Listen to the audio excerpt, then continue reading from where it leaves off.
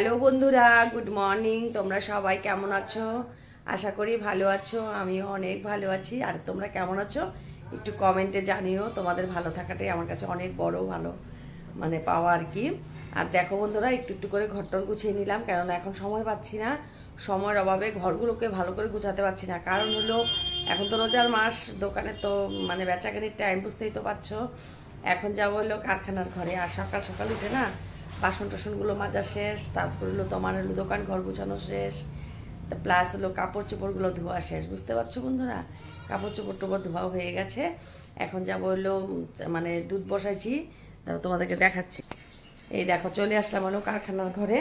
কারখানার ঘরে এসে আমি কিন্তু গাখির বসায় দিয়ে গেছি, কেননা ওই ছাগলগুলোকে খাওয়াতে হবে। ছাগলগুলোকে যদি এখন না খাওয়াই না, তাহলে কি ওরা ভ্যা ভ্যা করতে থাকবে। সকাল হয়ে গেছে, তো অনেকটা দেরি হয়ে গেছে, বুঝতে পারছো। এখন আবার কিমরির ওষুধগুলোকে খাওয়াতে হবে ছাগলদের। তো তোমাদের দাদা ভাই বোনে কিমরির ওষুধ আনলো আর কি। তার জন্য একটু দেরি করে ছাগলগুলোকে খাবার দিলাম আর কি, বুঝতে পারছো। আর আমাদের এই কারখানার ঘর কিন্তু একটু এলোমেলো থাকে, সব ধোয়া টোয়া কিন্তু এলোমেলো থাকে। বলো তো কেন? যেটা হাতের সামনে পাই তাড়াতাড়ি করে কাজে লাগায় দেই। দেখো বন্ধুরা, আমার নতুন ছাগলের বাচ্চা, 3টা বাচ্চাকে কিনে এনেছি। তো তাদের মা তো নেই, তার জন্য ওরা পালতে পারে না। ময়দা খাওয়াই রাখছিল, বাচ্চাদেরকে ট্যাপটা লাগাই ফেলেছে, দেখতে পাচ্ছ। তার জন্য আমি কি করেছি, 3টা বাচ্চাকে আমি কিনে এনেছি। কিনে এনে ওদেরকে দেখো গাখির খাওয়াচ্ছি। কিন্তু এই কালোটা না খেতে চাইতেছে না, আর হলে সাদাটা সেই খায়, বুঝতে পারছো বন্ধুরা। সাদাটাকে না, ওই যে বিলাতি কতগুলো কুকুর আছে না সাদা সাদা, ওরকম লাগতেছে না। এটাকে আমি ভাবছি কি খাসি করে দেবো, বুঝতে পারছো বন্ধুরা। আর হলো কি জানি বলে, দাঁড়া বলছি। আমি না হরান হচ্ছি এখন, না দোকান থেকে এসে ভয় জবাব দিচ্ছি, বুঝতে পারছো। আমার কষ্টের কথা তোমাদেরকে কি বলবো বন্ধুরা, বলার আর ভাষা নেই। আর দুধের বোতলটাকে দেখো ধরতেছি, ও খাচ্ছে না, দেখতে পাচ্ছ। আর ঘুমের থেকে উঠে আজকে তোমাদের দাদা ভাইকে পাঠাইছিলাম বাজারে পাঠাইছি কেন জানো, যে কিমরির ওষুধ আনো, কেন না বাচ্চাগুলোর না কিমরি হয়েছে। খালি ময়দা খাওয়াইছে না, আর কিছুই খাওয়াই নাই, জানো না। দুধ তো একটু দেয় নাই, ময়দা খাওয়ানোর জন্য এই বাচ্চাগুলো কিমরি হয়ে গেছে, আর ট্যাপড়া ধরে গেছে কেমন জানি। এখন আমি গাখির খাওয়া দেখবে কয়দিনের ভিতরে ওদেরকে একদম বড় বড় বানিয়ে ফেলবো, দেখতে পারবে। আর দেখো সাদা বাচ্চাটাকে আমি খুব যত্ন করবো, আরও যত্ন করে একে আমি একদম বিলাতি কুত্তার মতন হবে চেহারাটা, ঘপা খেয়েই ভালো লাগবে না। লুমগুলো সে বড় বড় আছে। আর তোমাদের দাদাভাই সকালবেলা একটু স্নান করে দিছে, কেননা একদম লেপটা হয়ে ছিল, সাদা রং না, তো ভালো করে সাদা পরিষ্কার করতে পারে না। আমি ভাবছি মেয়ে একটু শ্যাম্পু দিয়ে ওকে সময় করে স্নান করাবো। ঢেলি তো স্নান করানো যাবে না, একটু একটু ঠান্ডা আছে না, জ্বর এসে পড়বে। এটা খাবে না, দেখতে পাচ্ছ, কিন্তু এটা সেই খাবে। এটা খাওয়ার মাস্টার, এটা খাবে না, দেখতে পাচ্ছ।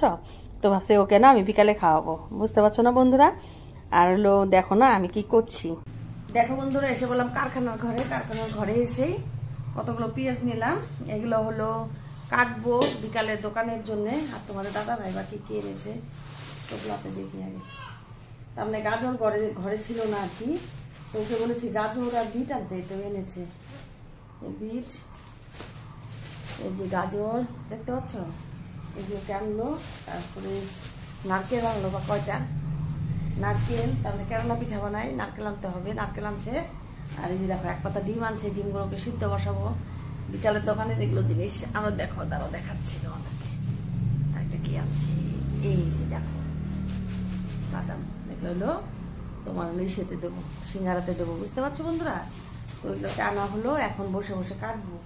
তো বটি দাওটা যে কোথায় রয়েছে দেখতে পাচ্ছি না, খুঁজে নিয়ে যাবো।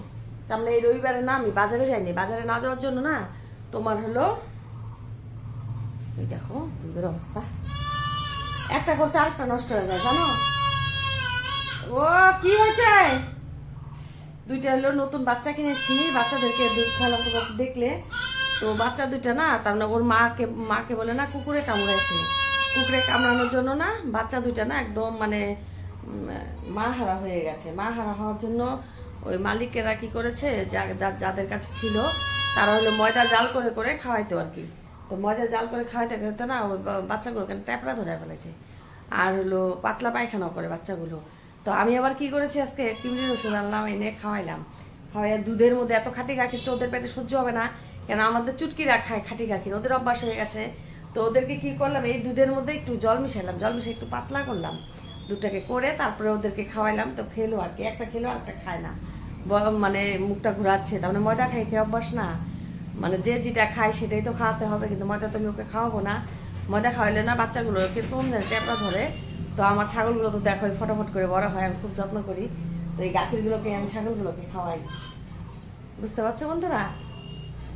তো গাখির মানে তোমরা তো জানো 3 কেজি 4 কেজি করে গাখিরও আমি বাচ্চাদেরকে খাওয়াই খেয়ে বাচ্চাদের। হ্যাঁ কি হয়েছে? ওদিক দিয়ে আসো না,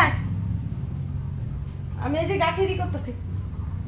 তো হলো এখন আবার তাহলে ওই বাচ্চা দুটাকে নিয়ে আসলাম না, 3টা বাচ্চা আর কি। একটা মেয়ে বাচ্চাটা একদম ট্যাপরা, আর 2টা হলো পাঠার বাচ্চা, বুঝতে পারছো? তো পাঠার বাচ্চাগুলোকে আর মেয়ে বাচ্চাটাকে যদি যত্ন করে দেখি তো ওদেরকে মানুষ করতে পারি নাকি। এগুলো তো আর আমার হাতের না, আমার হাতের গুলো তো একদম ফটাফট বড় হয়ে যায়। তো ওরা হলো মানে আর কি, মানে মানুষের বাড়িতে থাকা, তোমরা তো জানোই। দেখো বন্ধুরা, বসে গেছি হলো ঘি বানানোর জন্য, কেননা আমার তো দোকানে তো মানে বিকালে তো বিরিয়ানি বানাতে হবে। বিরিয়ানি বানানোর জন্য ঘি আজকে দেখি কি ঘরে ঘি নেই, ঘি ফুরিয়ে গেছে।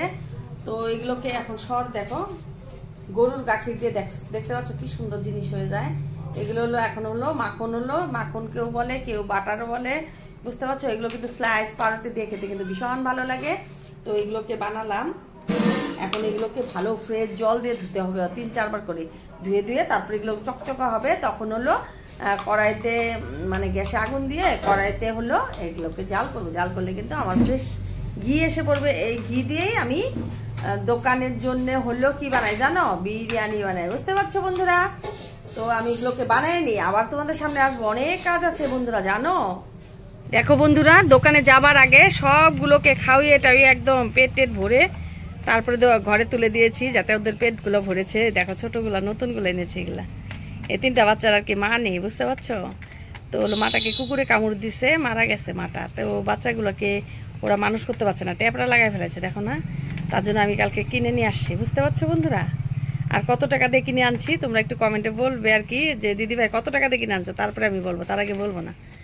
আর এই দেখো সবগুলোকে খাওয়াইতে দরজা লাগাই দিছি, কারণ হলো নাহলে আমাকে অনেকটা ডিস্টার্ব করবে। একদম এত ডিস্টার্ব করবে না, সেটা তোমাদেরকে কি বলবো, আমাকে দোকানই করতে দিবে না, বুঝতে পারছো না বন্ধুরা? তার জন্য আটকাই দিছি ওদেরকে। এখন এসে বললাম দোকানে এসে মানে পকোড়া ভাজা স্টার্ট করে দিয়েছি, দেখতে পাচ্ছ? একদম গরম গরম পকোড়া, কেননা আর একটু পরে আমার ভাই বোনেরা সবাই আসবে পকোড়া নিতে। তো পকোড়া যদি ভাজা না হয় তাহলে তো একদম চিল্লাচিল্লি বাড়াবে, দিদি ভাই কেন এখনো ভাজো নাই। তার জন্য আমি কি করেছি, তাড়াতাড়ি করে পকোড়াগুলোকে ভেজে দিলাম।